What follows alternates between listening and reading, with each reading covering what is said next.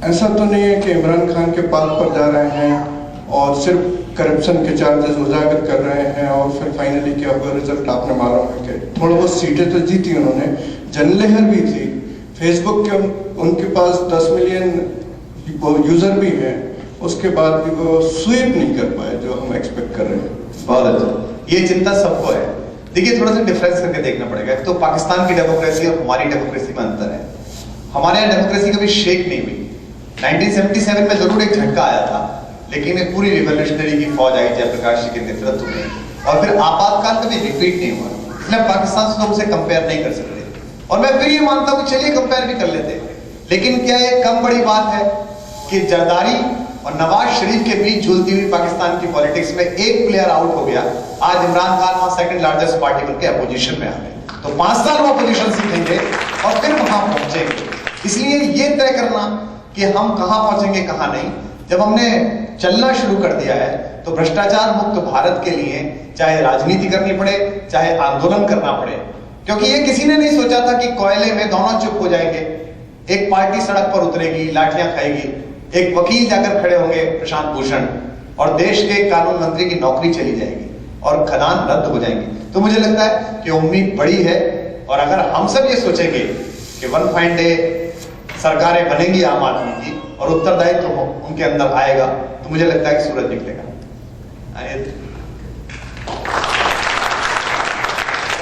Yogendra sir, आई हो।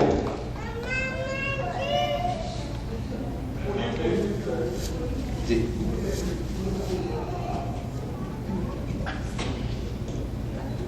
कुमार जी नमस्कार। Chicago की धरती पे कई लोग आए और कई चले गए, लोगों ने इतिहास बना दिया। आम आदमी का नेता भी आज यहाँ आकर इतिहास बना रहा है। हमारा सवाल आपसे विशेष रूप से है, क्या आप ये समझते हैं कि आपने जो ज्वाला जलाई है ये बुझेगी नहीं? क्यों नहीं बुझेगी? क्योंकि आपका ध्येय स्पष्ट रूप से सत्य है, एक आधार पे है कि हिंदुस्तान में इतना करप्शन हो गया, इतना पॉलिटिकल करप्शन हुआ जिसका कोई निचोड़ नहीं है। मैं आज अमेरिका में NFI का प्रेसिडेंट हूं, 2.4 मिलियन पीपल हमारे मेंबर है इसके। हम सब लोग आपसे पूछते हैं इसका क्या उपाय है ये करप्शन मिट जाए।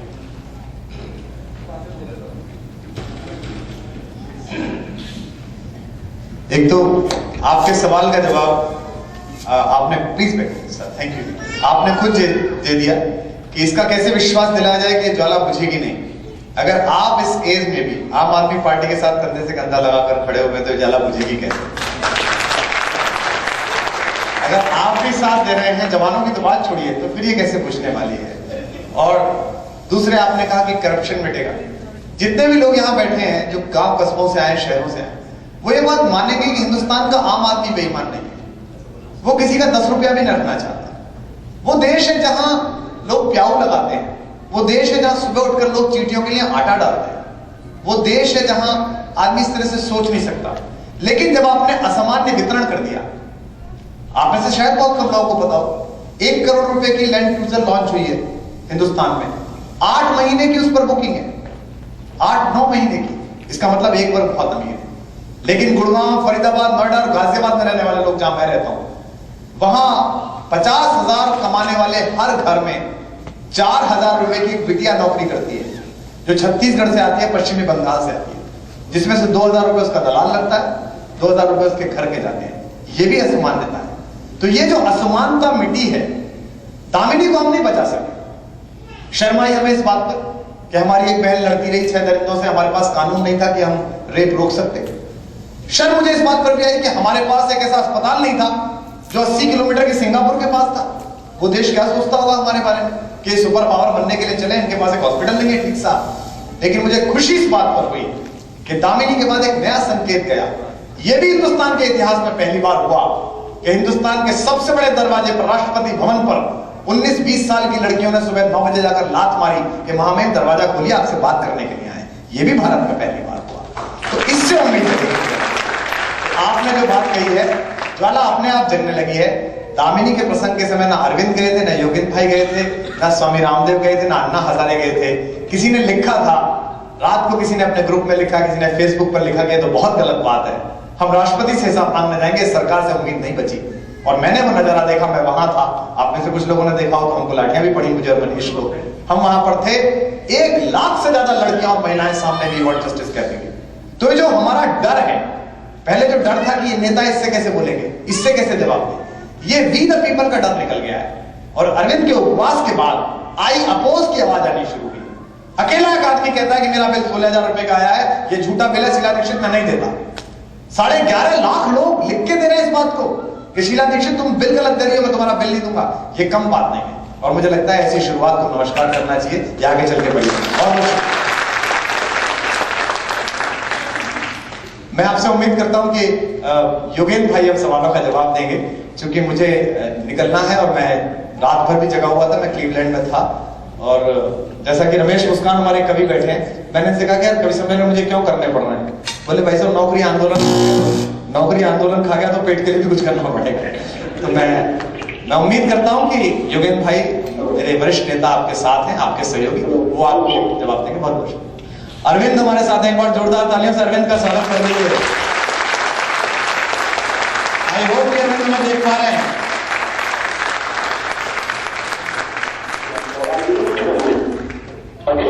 जी अभी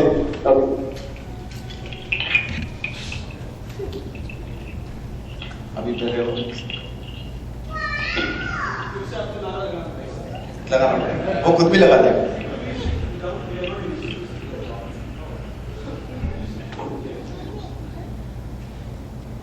अरविंद आप सुन पा रहे हैं हमको?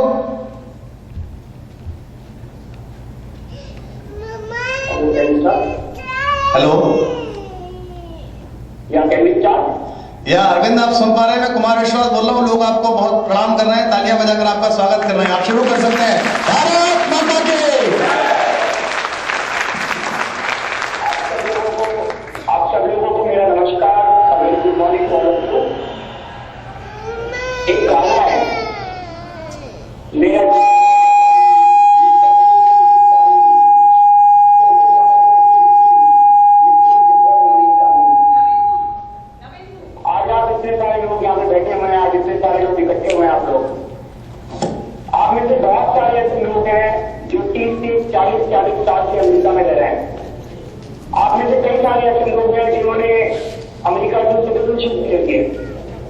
लेकिन उस सब के बावजूद आप सब लोगों के सीने में एक हिंदुस्तानी दिल धड़क रहा है। और वही कारण है कि आज आप सब लोग यहाँ पर इकट्ठे हुए हैं, इतनी दूर दूर से चल के आए हैं। पूरी यूनिवर्सिटी लोग आज शिकागो में इकट्ठे हुए हैं, और इसी वजह से क्योंकि आप लोग चाहते हैं कि भारत खुले। पिछले 2 साल से भ्रष्टाचार के खिलाफ आंदोलन चल रहा है अन्ना जी के नेतृत्व में। आप लोगों ने वहां पर सांस्कृतिक में गांधी मार्च किया। जब अन्ना जी 2011 में अगस्त में 16 अगस्त पेंशन पे बैठे, तो उसके पहले 12 अगस्त को न्यूयॉर्क में आप लोगों ने यूनाइटेड नेशन के हेडक्वार्टर के सामने धरना दिया, प्रोटेस्ट किया। जब अन्ना जी अंशुल कहते 25 शहरों में, अमेरिका के 25 शहरों में आप लोगों ने धरना दिया। क्यों दिया? वो इसीलिए दिया क्योंकि आप लोग चाहते हैं कि हमारे देश से भ्रष्टाचार खत्म हो, हमारे देश से करप्शन खत्म हो। उसने दिया क्योंकि आप सब लोगों के दिलों में हिंदुस्तानी दिल धड़क रहा है। आज आप सब लोग, हम सब लोग यहाँ पर इसलिए इकट्ठे हुए हैं क्योंकि एक उम्मीद है, बहुत सालों के बाद, आजादी के बाद एक उम्मीद बनी थी। जब जयप्रकाश नारायण जी का आंदोलन हुआ था, उस टाइम लगा था कि देश बदलेगा। आज एक दूसरी उम्मीद आई है, इसलिए हम सब लोग इकट्ठे हुए कि उम्मीद है कि इस बार भारत जरूर बदलेगा। मैं बहुत खुश हूँ कि आज आम आदमी पार्टी के जितने कार्यकर्ता हैं यूनिवर्सिटी में, वो सब लोग इकट्ठे हुए हैं। और हम लोगों की पहली, हमारी पार्टी की, हमारी आपकी, हम सबकी आम आदमी की पार्टी की आज पहली कन्वेंशन अमेरिका में हो रही है। रोज हम लोग देश के अंदर अलग अलग स्कैम के बारे में सुन रहे हैं। 2 चीजें साथ साथ हो रही हैं। एक तरफ रोज नए नए स्कैम निकल के आ रहे हैं। अभी पिछले दिन हम लोगों ने देखा कि किस तरह से हमारे देश के लगभग सारे बैंक हवाला कर रहे हैं, मनी लॉन्ड्रिंग कर रहे हैं। It was very very very scary story. अगर हमारे देश के सारे bank, even public sector bank, state bank of India, Canara bank, सब बैंक मनी लॉन्ड्रिंग करते हुए पकड़े गए हैं। सब बैंक की चोरी करते हुए पकड़े गए हैं। ऐसा लगता है जैसे कि government of India officially money laundering करवा रही है। क्यों करवा रही है? क्योंकि हर नेता ने चोरी की हुई है, हर नेता ने करप्शन किया हुआ है और इन बैंक के थ्रू वो अपना ताजा पैसा एकत्रित कर रहे हैं। रोज नए स्कैम निकल के आ रहे हैं। तो एक तरफ बहुत डिप्रेशन होता है, बहुत डिसअपॉइंटमेंट होता है, लगता है कि क्या देश सुधरेगा, लेकिन दूसरी तरफ इस आंदोलन ने इस देश को उम्मीद दी है। सारे देश की जनता इकट्ठी हुई है। 3 साल पहले हम लोग सोच भी नहीं सकते थे कि ऐसा टाइम आएगा जब देश के लोग इकट्ठे हो जाएंगे, हिंदू मुस्लिम सिख ईसाई सब लोग इकट्ठे हो जाएंगे। आज एक ऐसी उम्मीद बनी है कि देश बदल सकता है। दिल्ली के अंदर ही लगभग 7,000 कार्यकर्ता, नव लड़के लड़कियां अपनी नौकरियां छोड़ के, अपने बिजनेस छोड़ के, अपने, मैं जानता हूं कई बच्चों को, एक लड़का है जो अपने गांव से दिल्ली में सिविल सर्विस के एग्जाम देने के लिए आया था, यहाँ पे आके अन्ना के आंदोलन से जुड़ गया और अब उसने 3 साल के लिए अपने सिविल सर्विस के एग्जाम को पोस्टपोन कर दिया है। एक विजय बाबा है, वो रिक्शा चलाया करते थे, आजकल उन्होंने अपनी रिक्शा पूरा दिन सुबह शाम तक वो पार्टी के लिए रिक्शा चलाते हैं और वो पार्टी के बहुत कहने में भी पैसा नहीं देते। मैंने पूछा विजय बाबा गुजारा कैसे करते हैं, खाना कहाँ से खाते हैं? कहते खाना तो कोई भी दे देगा सुबह से शाम तक। एक लड़की है जो कि मेटलाइफ के अंदर काम किया करती थी, वो अपनी नौकरी छोड़ के और इस आंदोलन के अंदर लगी हुई है। इस तरह के 7,000 कार्यकर्ता लड़के लड़कियां अपनी अपनी नौकरियां छोड़ के इसके साथ आंदोलन के साथ लगे हुए हैं। तो एक तरफ जहां हम लोग घोटाले देख रहे हैं, स्कैम देख रहे हैं और डिसअपॉइंटमेंट होती है, दूसरी तरफ इस आंदोलन ने एक नई उम्मीद दी है कि इस बार भारत बदल सकता है। दोनों चीजें साथ साथ चल रही हैं। कुछ लोग ये आरोप लगाते हैं हम लोगों के ऊपर और शायद आप लोगों ने सुना होगा, उसमें मेरा ये फर्ज बनता है कि मैं यहाँ क्लियर कर दूं। कुछ लोग कहते हैं हम लोग लेफ्टिस्ट हैं। हम लोग मैं ये क्लियर करना चाहता हूँ कि हम किसी इज्जत में विश्वास नहीं रखते हैं। ना हम लेफ्टिस्ट हैं, ना हम राइटिस्ट हैं, ना हम सेंट्रिस्ट हैं। हम इस देश के आम आदमी हैं। हमारे सामने समस्याएं हैं। हमें रोटी कपड़ा और मकान चाहिए, हमें शिक्षा चाहिए, हमें स्वास्थ्य चाहिए, हमें सड़कें चाहिए, हमें बिजली चाहिए, हमें पानी चाहिए। हमारी समस्या है। अगर कोई नेक्स्ट वाला आदमी कहेगा कि मेरे पास इस समस्या का समाधान है और अगर हमें लगेगा वो समाधान अच्छा है, हम उसको ले लेंगे। अगर कोई राइट वाला आदमी हमें कहेगा कि मेरे पास समाधान है, अगर हमें उसका समाधान अच्छा लगेगा, हम उसका समाधान ले लेंगे। लेकिन एक चीज है जो हम बिल्कुल साफ साफ कर देना चाहते हैं कि हमें भी ये लगता है that government has no business to be in business. इस देश के व्यापारी, इस देश के उद्योगपति, इस देश के किसान, इस देश के मजदूर, ये सब लोग इस देश को खबर लिए हुए हैं। यही लोग एम्प्लॉयमेंट देते हैं, यही लोग वोट जनरेट करते हैं। तो ये कहना गलत है कि हम बिजनेस के खिलाफ है। कुछ लोग ये कहते हैं कि हम बिजनेस के खिलाफ है, बिल्कुल बिजनेस के खिलाफ नहीं है। लेकिन हम जब 1600 करोड़ का 2G स्पेक्ट्रम खरीद के एक हफ्ते के अंदर 6,000 करोड़ का बेचा जाता है तो हम उसको बिजनेस नहीं मानते, वो देश को लूटने की बात है। हम उसके खिलाफ हैं। हम उसके खिलाफ हैं जो बेईमानी से बिजनेस किया जाता है। हम चाहते हैं कि देश के अंदर ईमानदारी से बिजनेस हो। हम चाहते हैं 99% लोग इस देश के ईमानदारी से बिजनेस करना चाहते हैं, ईमानदारी की जिंदगी जीना चाहते हैं, शांति की जिंदगी जीना चाहते हैं। लेकिन आज उनके पास कोई ऑप्शन ही नहीं है। मैं IIT खड़गपुर से मैंने 89 में पास आउट किया। उस टाइम मेरे 80% से ज्यादा बैचमेंट यूएस और दूसरे देशों में चले गए। मैं भारत में रह गया। आज भी जब मैं अपने प्रेसिडेंट से बात करता हूँ, बहुत सारे लोग भारत वापस आना चाहते हैं, लेकिन वो कहते हैं भारत में कैसे आए? भारत में अगर हम अपने बिजनेस शुरू करेंगे तो हमें पैसे देने पड़ेंगे, जमीन के रजिस्ट्रेशन के लिए पैसे देने पड़ेंगे, लाइसेंस लेने के लिए पैसे देने पड़ेंगे, हर छोटी छोटी चीज के लिए पैसे देने पड़ेंगे। तो वो लोग वापस आना चाहते हैं, भारत में बिजनेस करना चाहते हैं, लेकिन वो कर नहीं पाते। इसलिए हमें एक ऐसी व्यवस्था कायम करनी पड़ेगी अपने देश के अंदर कि लोग ईमानदारी के साथ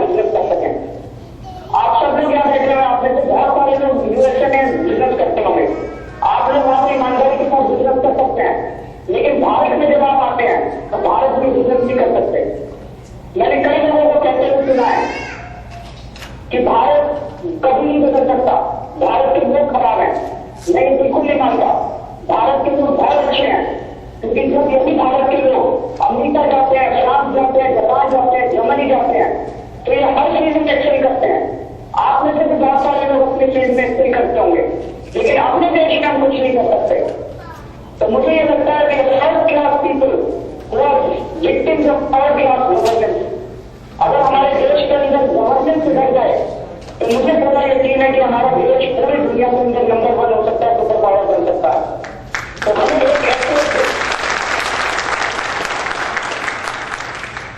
हमें एक ऐसी व्यवस्था कायम करनी पड़ेगी कि ईमानदारी के साथ लोग अपनी जिंदगी जी सकें। उसके लिए बहुत जरूरी है कि देश की पॉलिटिक्स को बदलना होगा।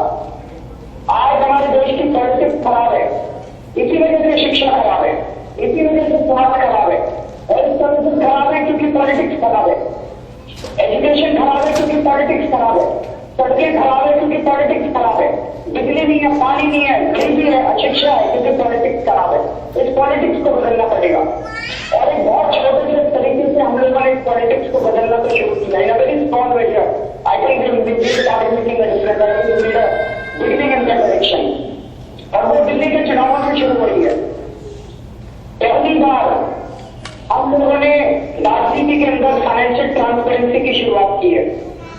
पिछले 5 सालों के अंदर कांग्रेस को 2000 करोड़ रुपए के डोनेशन मिले, बीजेपी को 800-900 करोड़ रुपए के डोनेशन मिले। जब उनसे पूछा गया आपको कितने डोनेशन दिए, please tell the list of donors, दोनों पार्टी डोनर की लिस्ट बताने के लिए तैयार नहीं है। और सुनने में आ रहा है कि जिन लोगों को कोई जॉब नहीं है उन लोगों ने इनको डोनेशन दी है। पार्टी के सब कुछ ब्लॉक है, ये लोग भ्रष्टाचार करते हैं, गलत फायदा पहुंचाते हैं और वो कंपनी वो इंडस्ट्रियलिस्ट इनको डोनेशन देते हैं। पहली बार हम लोगों ने फाइनेंशियल ट्रांसपेरेंसी शुरू की है। आज अगर आप हमारी वेबसाइट पे जाओगे तो एक एक पैसे का आपको डोनेशन, किसने हमें डोनेशन दिया, list of donors is there on website. 1 रुपया भी जिसने हमें डोनेशन दिया उसका भी हिसाब हमारी वेबसाइट के ऊपर है। दूसरी चीज, जब भी चुनाव होते हैं तो एक कैंडिडेट को 2 करोड़ रुपए देने पड़ते हैं टिकट खरीदने के लिए। 4 करोड़ रुपए चुनाव में खर्च करता है, 6 करोड़ रुपए अगर कोई कैंडिडेट खर्च करेगा तो जीतने के बाद वो 20 करोड़ रुपए तो कम से कम कमाएगा। इसको हमें अभी खत्म करना पड़ेगा, यहीं से शुरुआत से ही खत्म करना पड़ेगा। इसलिए हम लोगों ने कैंडिडेट सिलेक्शन का प्रोसेस जो रखा है वो भी बिल्कुल ट्रांसपेरेंट है। पहली बार हम लोग जनता से एप्लीकेशन मंगवा रहे हैं कि अगर कोई भी अप्लाई करना चाहता है तो आप अप्लाई कीजिए, और बहुत ही किस्म किस्म के लोग अप्लाई करता है। Various section of the people are from the society that applying for being candidates in these election. अभी 70 कंस्टिट्यूएंसीज हैं दिल्ली में, ऑलरेडी 375 एप्लीकेशन हमारे पास आ सकती है अलग अलग लोगों की। इन सारी एप्लीकेशन के ऊपर अभी एक कैंडिडेट स्क्रीनिंग कमेटी बनी है। वो केवल ये स्क्रीन कर रही है कि कोई कैंडिडेट ऐसा तो नहीं है जिसके ऊपर पुलिस केस चल रहा हो, कोई कैंडिडेट करप्ट तो नहीं है, तो they are getting their own inquiries मिले। ऐसे कैंडिडेट को हम स्क्रीन आउट कर देंगे और बाकी लोगों को हम वेबसाइट पे डालेंगे। तो फर्स्ट लिस्ट आई थिंक 10 या 12 कंस्टिट्यूएंसी की फर्स्ट शॉर्टलिस्ट, हर कंस्टिट्यूएंसी से 3, 4, 5 नाम हम 22 या 23 जून को मई को अपनी वेबसाइट पे डालेंगे, आप लोग देख सकते हैं। उन सारे कैंडिडेट की शॉर्टलिस्ट में हम जनता से फीडबैक मांगेंगे। हम जनता से कहेंगे कि भाई इस विधानसभा की ये शॉर्टलिस्ट है, आपको अगर आप इनके बारे में जानते हैं तो please give feedback on these candidate. If anyone of them is bad we will screen out that person. अगर एविडेंस के साथ कोई जगह की गलत आदमी, हम उसको स्क्रीन आउट कर देंगे। हमने ये डिसाइड किया है कि इस बार एक भी क्रिमिनल को हम टिकट नहीं देंगे, एक भी करप्ट आदमी को टिकट नहीं देंगे।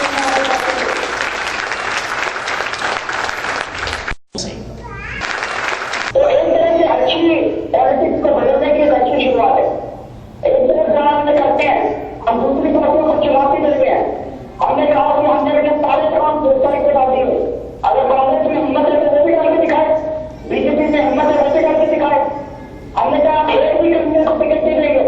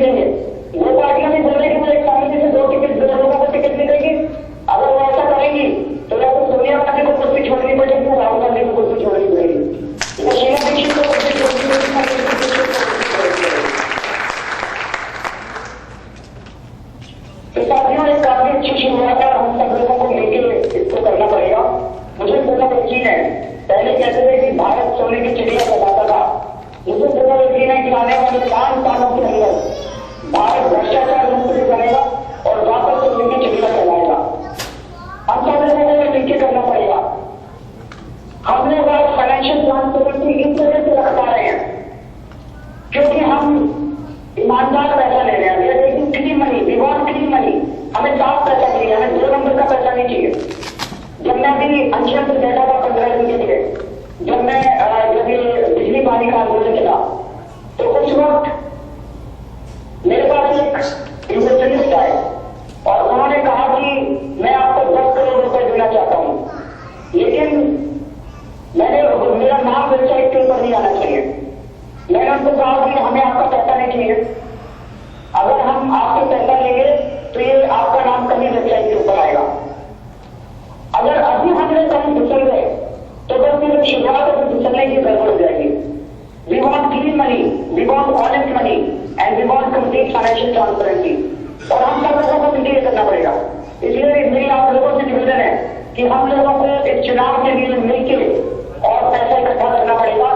आप सब लोगों से गुजारिश है कि आप अपने दोस्तों को कहिए, फोन कीजिए, अपील कीजिए कि सब लोग इन चुनावों के लिए आम आदमी पार्टी को डोनेशन दें। आपके समय की भी जरूरत है। आप इसके बारे में अगर आपके जितने दोस्त हैं, रिश्तेदार हैं इंडिया के अंदर, उनको सबको कहिए कि आने वाले दिल्ली के चुनावों में वो अपना अपना समय दें। आपके समय की भी जरूरत है, पैसे की भी जरूरत है। और please spread the word to as many people as possible. मुझे पूरा यकीन है, मैं बहुत आशावादी, मुझे पूरा यकीन है कि आने वाले समय में बहुत जल्दी भारत बदलेगा और भ्रष्टाचार मुक्त भारत होगा। बहुत बहुत शुक्रिया।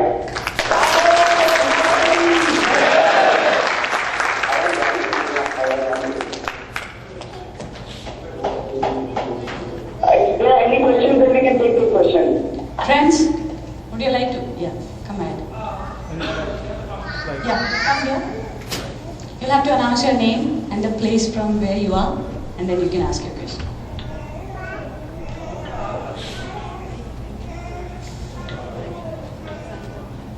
Good morning, Arvind ji. Good morning, how are you? I'm fine. My name is Minhaj Akhtar. जैसा कि आपने अभी कहा कि हम हिंदुस्तानी कई साल से यहाँ पे रह रहे हैं, तो मैं भी कुछ 22 साल से रह रहा हूँ, लेकिन अभी तक मेरी जो सिटीजनशिप है वो इंडियन ही है।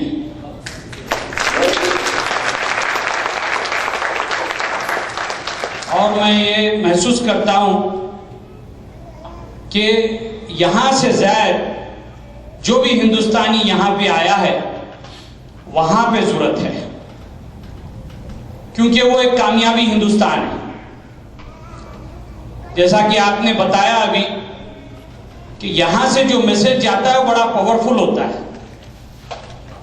जैसा कि हमने यहाँ के सदर को देखा, जब वो हिंदुस्तान गया तो हमारी फिजा भी अच्छी हो गई। एयर पोल्यूशन, एयर में जो भी वो भी साफ कर दी गई। तो हमारा भी जब यहाँ से एक मैसेज जाता है तो उतना ही पावरफुल होता है, और हम सब आपके साथ हैं। आल्सो यहाँ की जो लीडरशिप है, स्पेशली फ्रॉम साउथ इंडिया, मैं रिकग्नाइज करना चाहता हूँ mister Iftikhar Sharif. He is the trustee chairman federation of Indian association Chicago Illinois. और यहाँ पे सोहन जोशी साहब NFIA प्रेसिडेंट भी यहाँ पे मौजूद हैं, और कई हमारी इस तंजीमों के सदस्य यहाँ पे मौजूद हैं। प्रेसिडेंट हिना त्रिवेदी अभी देखा हूँ, वो भी मौजूद है। सवाल आ रहा हूँ मैं, रिकॉग्नाइज करना जरूरी होता है लोगों को। जी, मेरा सवाल ये है कि हम आपके साथ है, खास तौर पे आंध्र प्रदेश में सत्यम रेड्डी ब्रदर्स, ये जो स्कैम्स इनके चले और कई हैं, इनके खिलाफ आप क्या कर रहे हैं और आइंदा आप क्या करने वाले हैं? हम आप में उसके साथ भी होंगे हम सब। आप इस पर हमें कुछ बताएं। धन्यवाद। जय हिंद। वहां से इनको बहुत है, तो let me just repeat the question if I got the question right. आप ये पूछ रहे हैं कि जैसे रेड्डी ब्रदर्स का स्कैम है, उस स्कैम के बारे में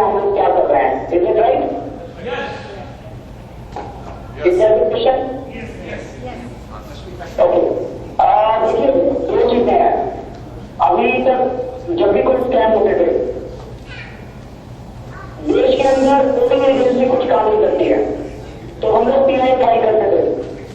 प्रशांत भूषण ने 2 पीआई फाइल की हुई है, 2G घोटाले के ऊपर पीआई फाइल की हुई है, माइनिंग स्कैम के ऊपर पीआई फाइल की हुई है, इरिगेशन स्कैम के ऊपर पीआई फाइल की हुई है, बहुत सारे स्कैम के ऊपर पीआई फाइल की हुई है। पीआई चलती रहती है 6 साल 7 साल 8 साल 10 साल। और सुप्रीम कोर्ट फिर सीबीआई को बोलता है कि सीबीआई को बोलता है आप इसकी जांच कीजिए, और सीबीआई को प्रधानमंत्री को जाकर रिपोर्ट दिखा देती है और प्रधानमंत्री उसमें रिपोर्ट बनाते हैं, लॉ मिनिस्टर उसमें रिपोर्ट बनाते हैं सीबीआई के। सीबीआई जांच थोड़ी करती है, सीबीआई तो बोलते।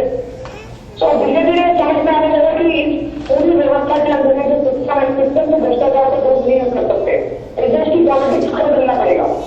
2 साल तक अन्ना हजारे जी के साथ हम लोग क्या मांग कर रहे थे? हम लोग यही तो कह रहे थे जन लोकपाल बिल बनाओ, एक ऐसा कानून बनाओ कि अगर कोई भ्रष्टाचार करे तो उसको जेल होनी चाहिए, इतना मांग कर रहे थे। ये तो गलत मांग तो नहीं थी, लेकिन इन लोगों ने नहीं किया। 2 साल में 3 बार एनर्जी ने एक्शन किया, 2 बार मैंने एक्शन किया, लेकिन ये लोग नहीं माने। धीरे धीरे साफ हो गया कि देश की सारी पार्टियों में नेताओं ने भ्रष्टाचार किया हुआ, ये कभी नहीं मानने वाले। जब तक इस देश की राजनीति को साफ नहीं किया जाएगा तब तक समाधान नहीं हो सकता। इसलिए हम लोगों को आम आदमी पार्टी बनानी पड़ी और अब सब लोग इस देश के आम आदमी, आम औरतें, आम बच्चे, आम बूढ़े सब लोग मिलकर इस देश की राजनीति को बदलेंगे और इन सारी करप्ट फोर्सेज जितनी है, सारी करप्ट फोर्सेज को साफ करेंगे।